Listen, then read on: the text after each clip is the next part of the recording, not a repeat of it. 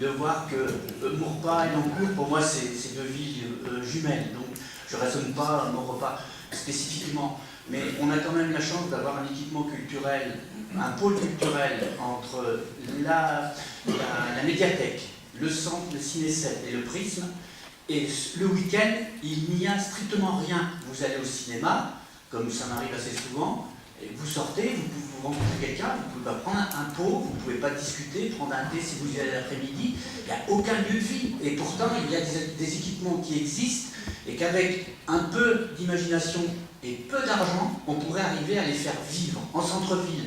Parce que, à titre personnel, aller au fond de la zone pour aller au cinéma, pour aller faire un bowling, pour aller faire du gymkhana, j'en sais trop quoi, d'abord ce sont des loisirs qui sont très coûteux, quand on regarde bien le prix de chacune des attractions entre guillemets qui sont proposées dans la zone, c'est des trucs très coûteux, et c'est pas des lieux conviviaux, c'est pas des lieux où on s'installe, c'est pas des lieux où on se rencontre, c'est pas des lieux où on se parle. Et moi je vous assure que pour la ville depuis de nombreuses années, la solitude, je vous garantis qu'à Maurepas, il y a certains jours, comme je suis retraité, je ne vois que la boulangère. Voilà.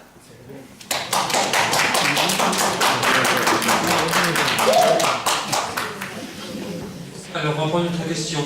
Monsieur devant.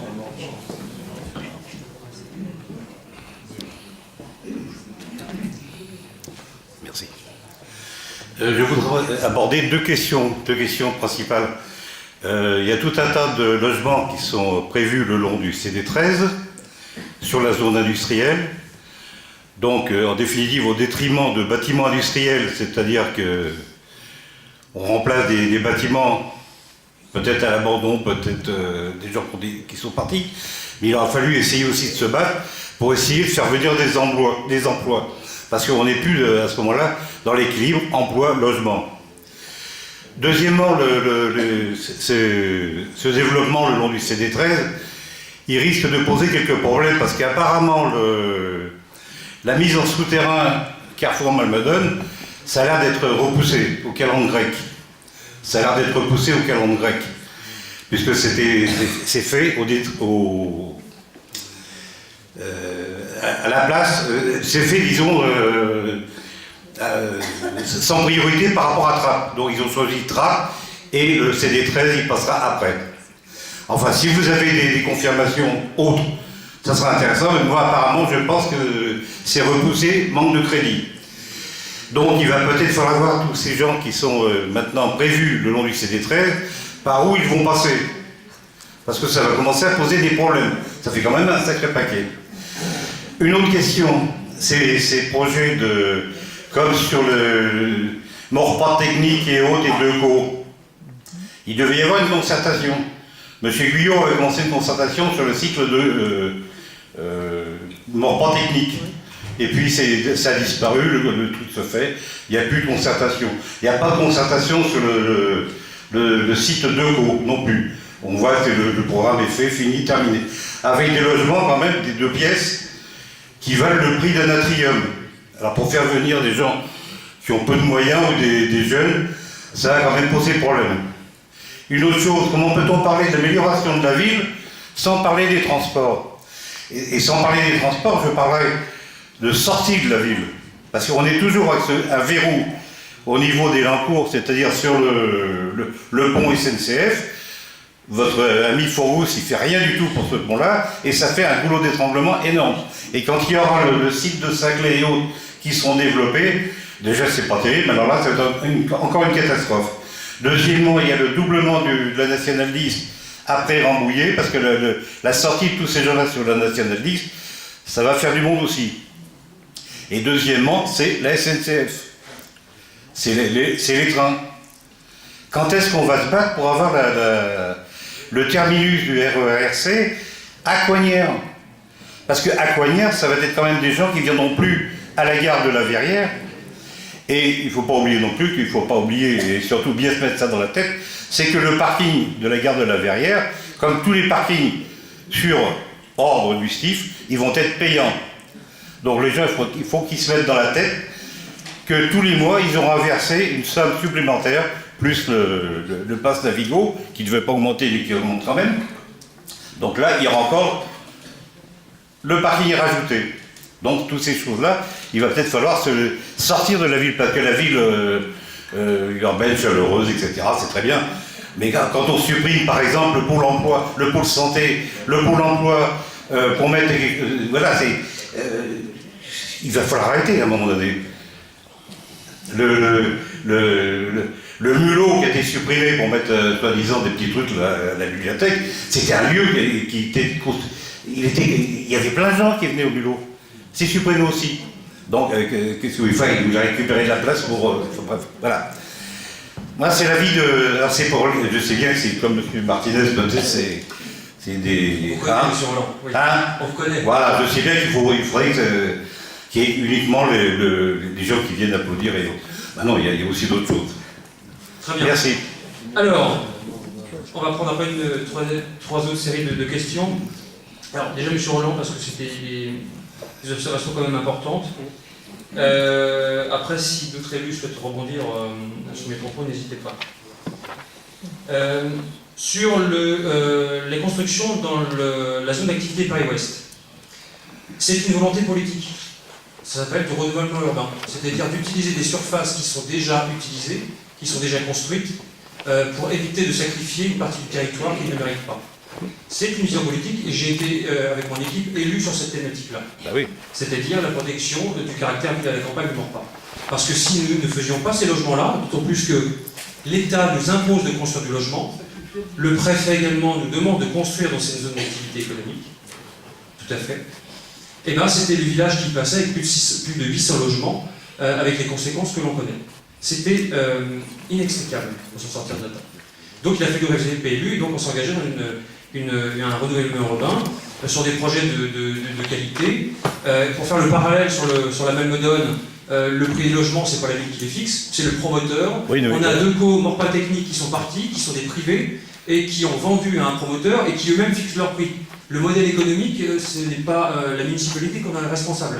La municipalité, elle a travaillé sur le côté architecture, les logements, la typologie de logement, avec du social, avec de l'accession à la propriété, de l'accession sociale, parce que c'est fixé, c'est un peu technique, excusez-moi, mais c'est fixé dans l'OAP du plan local d'urbanisme de 2013, premièrement.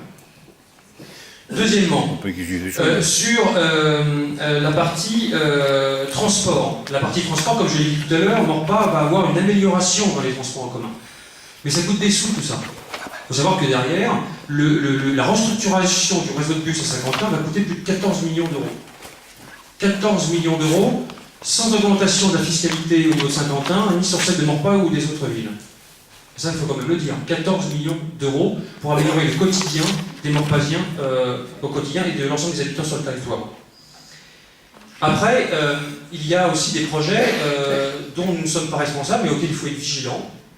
Vous avez parlé du pont, alors il y a le pont Schuller qui est en cours de doublement plutôt.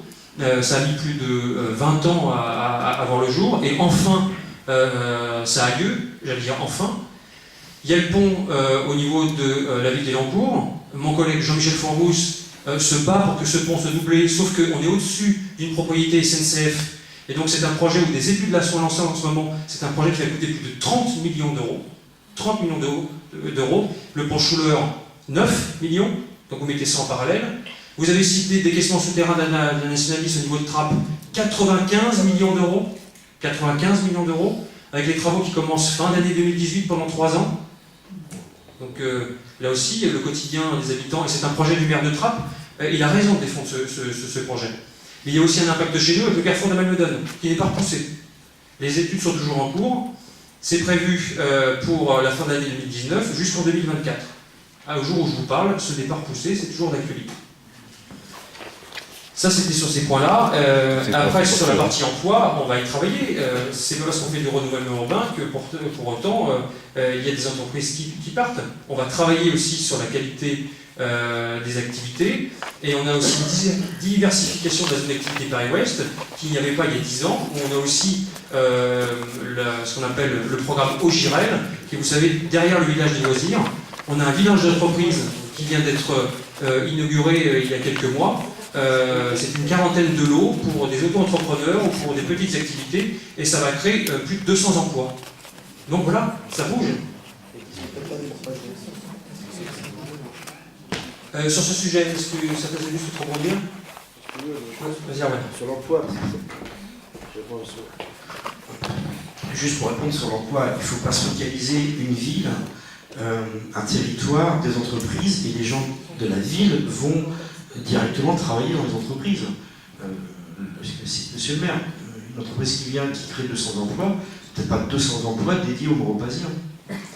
C'est que ça bouge, il y a une mutation, donc où il faut faire attention, vous avez raison, c'est sur les axes avec les bus et les transports en commun type SNCF ou autre, mais l'emploi en tant que tel, il faut faire attention de toujours se focaliser sur le lieu où on habite, parce qu'il y a eu des cartes interactives où on voit bien qu'il y a une mutation de l'axe Yvelines Sud vers Yvelines Nord et Est-Ouest. Voilà, ça part en fourchette comme ça. Donc il ne faut pas toujours se focaliser sur... on enlève des entreprises, de toute façon, c'est un choix, c'est du privé, de toute façon, de quoi qui s'en va, c'est pas... Vous avez raison, monsieur le maire, c'est pas...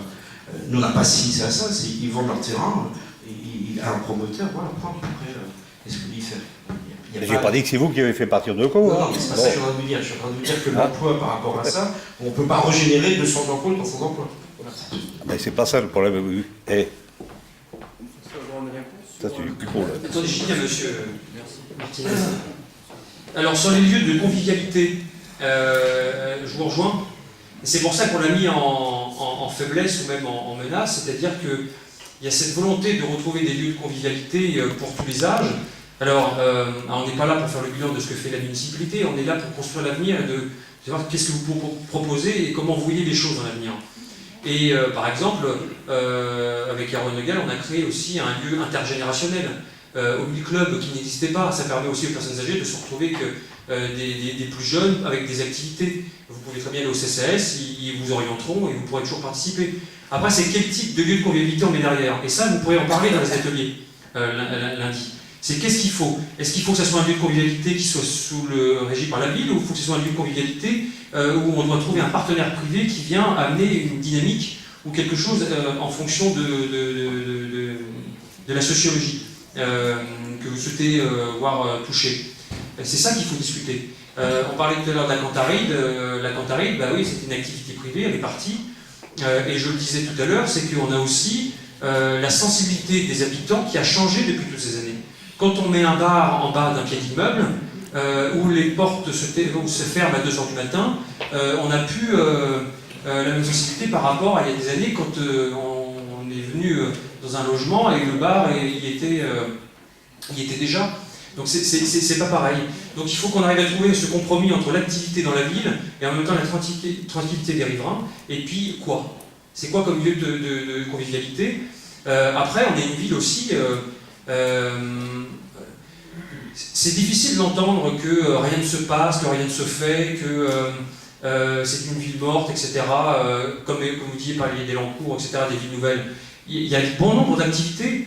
Il y a des activités culturelles florissantes, on a des équipements en effet culturels que vous avez cités, il y a le Prisme aussi, il y a le Ciné 7 pas loin, bientôt on aura un futur cinéma à Maurepas, ça va rajouter de la culture, une activité culturelle supplémentaire, une activité privée. Ensuite, vous avez aussi en dehors de Maurepas des activités, mais sur le territoire lui-même, moi je suis prêt à travailler avec vous sur ces sujets-là, c'est en effet de trouver des lieux, mais il faut que ces lieux fonctionnent, il faut que il y ait un besoin ressenti sur le territoire. Ça va pas être simple. C'est une volonté politique aussi? Alors, attendez madame, je vais répondre. Sur le café de la plage, alors là, qui est plutôt un problème qui vous concerne personnellement, j'ai l'impression, parce que j'ai l'impression que vous habitez à l'intérieur, et qui n'est pas forcément le lieu... Attendez monsieur, je termine là-dessus, avant de passer la parole à d'autres, peut-être qui souhaiteraient aborder des sujets plus importants. Mais en tout cas, sur ce sujet-là, le café de la plage, comme Camus ou comme la politique culturelle, juste une aparté, nous avons souhaité avec l'équipe municipale, avec les finances qui sont les nôtres, c'est-à-dire qu'avec l'équipe municipale, nous sommes engagés à ne pas augmenter les impôts locaux. Vous regardez votre feuille d'impôts locaux, les taux n'ont pas bougé depuis 2009. Mon prédécesseur ne les avait pas augmentés de 2009 à 2014, nous ne les avons pas augmentés depuis 2014. Entre-temps, l'État nous a enlevé 4,5 millions d'euros. 4,5 millions d'euros. Donc, on n'augmente pas les impôts, donc le contribuable ne supporte pas ce que l'État nous a pris, donc qu'est-ce qu'on fait? Et donc, qu'est-ce qu'on fait? on restructure nos politiques. On restructure toute notre politique. Et on essaye de l'adapter en fonction du besoin du territoire. Si vous souhaitez qu'on parle du Café de la Plage, et c'est pas le moment, juste quelques éléments d'information. Excusez-moi, mais le moment... Oui, attendez, monsieur, je termine. Quelques éléments d'information. Café de la Plage, il y a 15 jours, il y a eu une émission Café de la Plage, 40 personnes. 40 personnes. 70% d'extérieur. 330 000 € de budget, le Café de la Plage. 330 000 € de budget, 330 000 € de budget, vous avez plus de 200 000 € de déficit sur la structure. Et donc, élu responsable, garant de l'argent public, on s'est posé des questions. On a fait une analyse. Pourquoi c'est aussi déficitaire? Quel ce type de personne vient dans ces structures? D'où elle vient? Quel type de spectacle, etc. Et nous avons recruté un nouveau directeur dans l'espace culturel et nous avons souhaité fusionner les deux équipes. Canu, Café de la Plage. Et nous avons ouvert le Café de la Plage à d'autres activités qui n'étaient pas permises. C'est un choix politique, vous pouvez le critiquer, mais c'est le nôtre. Et ce que je ne supporte pas dans tout ce que vous faites, comme vous êtes venu manifester dernièrement au conseil municipal, c'est de vous accaparer un équipement qui n'est pas le vôtre. Il appartient à tous les Morpasiens. Et nous conduisons une politique culturelle qui est beaucoup plus accessible à toutes les générations et surtout aux Morpasiens. Parce que c'est les Morpasiens qui payent des impôts, et moi, en tout cas, en tant que maire de Morpas, je ne vois pas proposer une salle de spectacle qui ne convient qu'à l'extérieur, parce qu'ils ne payent pas. C'est ça, mais si, je le dis, on a des statistiques. Et donc, nous avons reproduit une nouvelle politique culturelle, et donc il faut le dire. Donc c'est un choix politique de reconstruction de la politique culturelle. D'ailleurs, au passage, nous avons mis plus de 65 000 € supplémentaires sur Albert Camus cette année. Je vous y vois jamais. Le dernier spectacle samedi avec Benuro, il était plein. La semaine prochaine, c'est samedi soir, c'est un spectacle de magie avec M. Choquet, c'est plein. Donc, voilà, vous en foutez, eh ben non, eh ben non, et voilà, vous en foutez, voilà, eh ben non. On est là ce soir pour parler, attendez, après on va changer de sujet, on est là ce soir pour parler de votre vision de la ville, et non pas des intérêts particuliers pour soi-même. Voilà, on passe à notre question.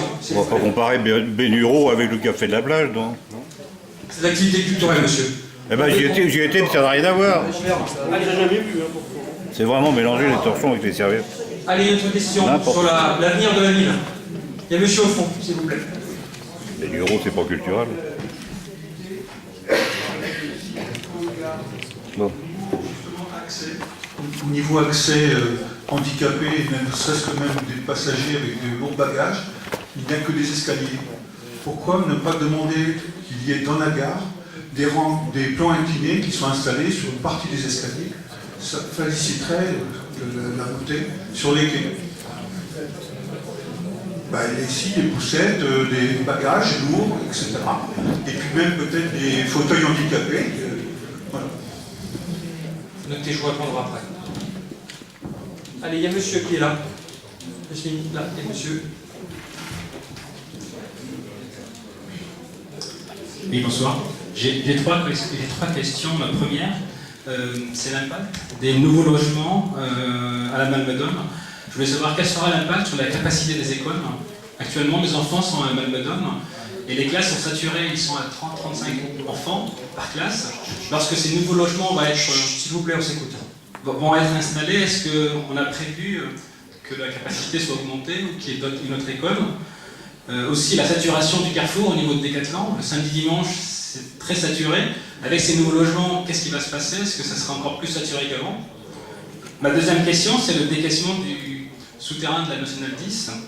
Est-ce que vous savez s'il y aura un impact sur la nuisance sonore? Est-ce que les voitures vont accélérer? Est-ce qu'il y aura plus de bruit? Je suis juste sur la Nationale, donc je m'inquiète à savoir est-ce qu'il y aura plus de bruit. Et dans ce cas-là, est-ce qu'il est prévu des protections contre le bruit? Et ma troisième question, c'est pour la piscine de Morpas, est-ce qu'il est prévu quelque chose sur le nouveau PLU ou sur la vision en 2030? Merci. Alors je vais répondre parce qu'il y a plusieurs questions. Alors, sur la gare, évidemment, c'est pas la compétence ville, mais notamment il faut être vigilant. C'est pas intégré dans le PLU lui-même, mais ça fait partie des interrogations en termes de transport en commun. Le pôle gare, il sera rénové à partir de 2019. C'est pareil, l'ensemble de la gare, c'est une programmation qui est sur la région Île-de-France, et tous ces problèmes que vous soulignez, ils sont pris en compte dans le futur aménagement de la gare. Le premier point, c'était pour Schuller. Une fois que le Branchouleur est terminé, c'est le pôle gare qui se poursuit avec ensuite le carrefour de la Malmedonne.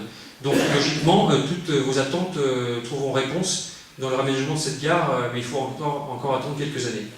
Il y a déjà eu des courriers qui ont été faits à la SNCF, etc., mais ils sont dans l'attente plutôt de la rénovation complète de la gare, plutôt que de faire des petits bricolages comme ça, mais nécessaires. Alors ensuite, sur l'impact des nouveaux logements. Moi j'ai une question. Attendez monsieur, je vais terminer, s'il vous plaît. Chacun Je vous laisse. Chacun son tour, merci. Sur l'impact sur les nouveaux logements, Laurent Verson, adjoint scolaire, tu te répondre sur la Malmedonne? Oui. Vas-y.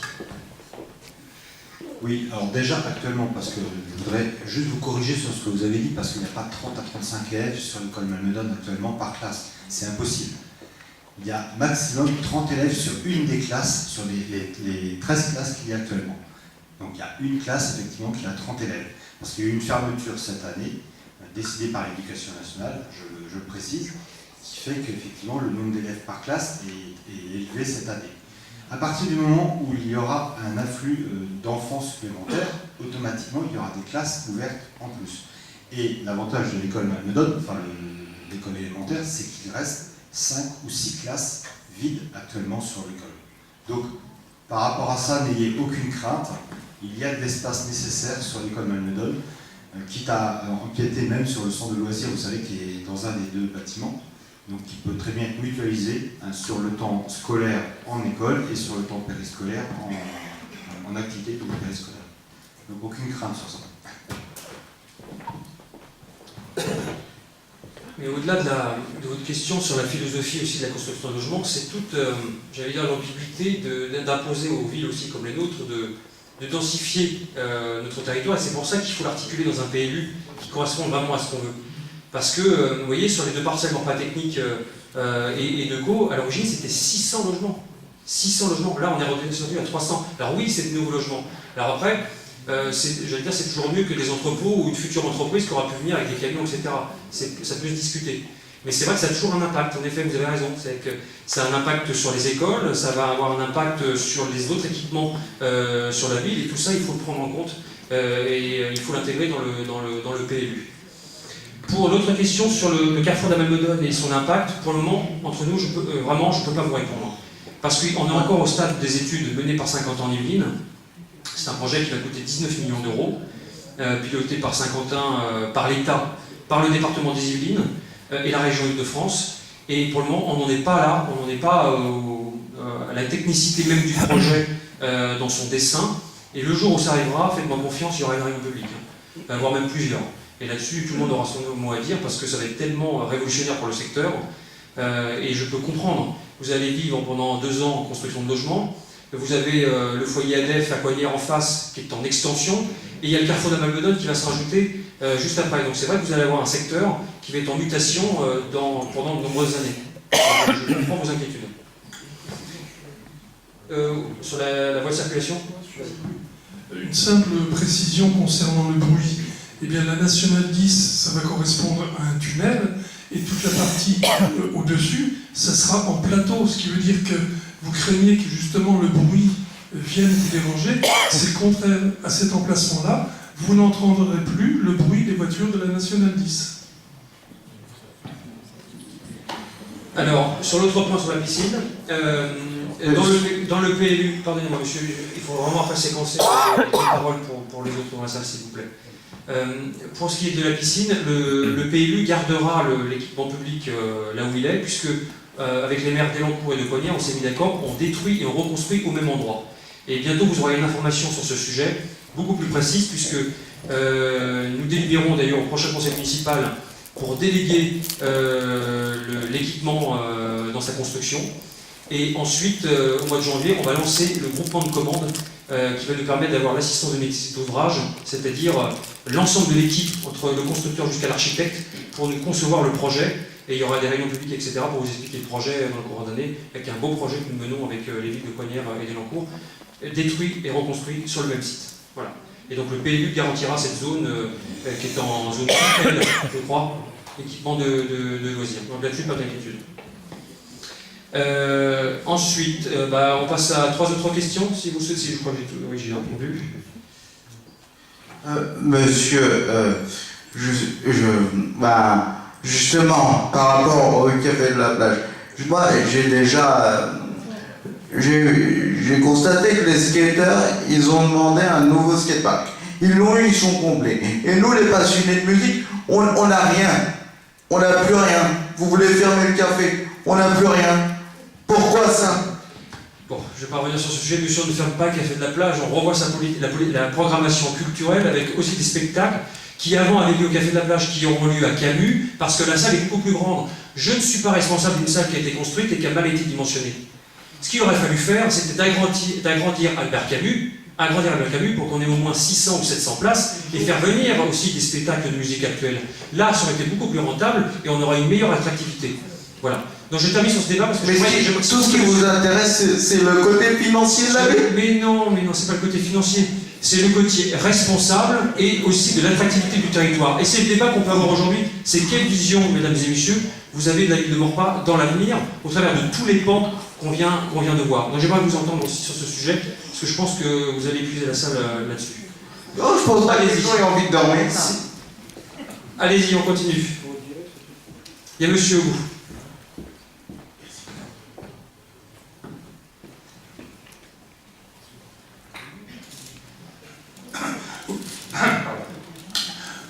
Vous parliez tout à l'heure de l'école de la Malmedonne et des constructions qui sont de l'autre côté du CD13.